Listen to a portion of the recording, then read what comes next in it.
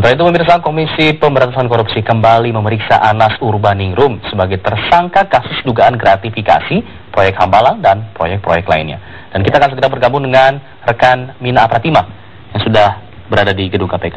Mina, laporan Anda. Ya, Feni, Alfat, dan pemirsa, hingga saat ini sudah hampir dari 3 jam Anas Urbaningrum diperiksa oleh pihak penyidik dari KPK terkait dengan kasus Hambalang.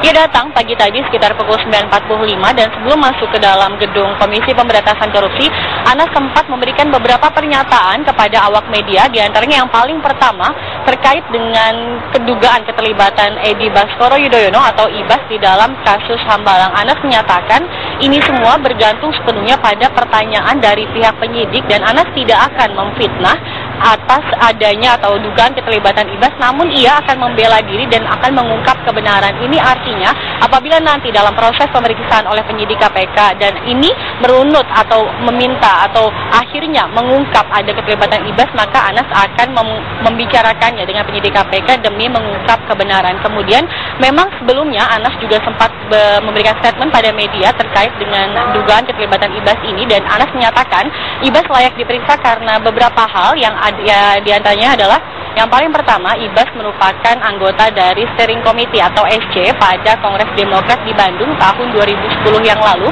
Dan yang kedua, Ibas merupakan anggota tim sukses dari Andi Alfian Malarangeng pada pencalonan Ketua Umum Partai Demokrat di Kongres yang sama ini. Artinya Anas menganggap Ibas seharusnya mengetahui atau sepatutnya mengetahui seluk-beluk dari adanya Kongres ini, utamanya aliran-aliran dana yang ada pada Kongres tersebut. Kemudian hal lain yang Anas juga lontarkan kepada media adalah dugaan atau tuduhan dari pihak Nazarudin dan pengacaranya yaitu Elsa Syarif terhadap dugaan kepemilikan 2 triliun dari Anas Urbaningrum yang ada di Singapura. Memang sebelumnya pengacara dari Nazarudin dan juga Nazarudin sendiri menuduh bahwa Anas menyimpan 2 triliun rupiah di Singapura.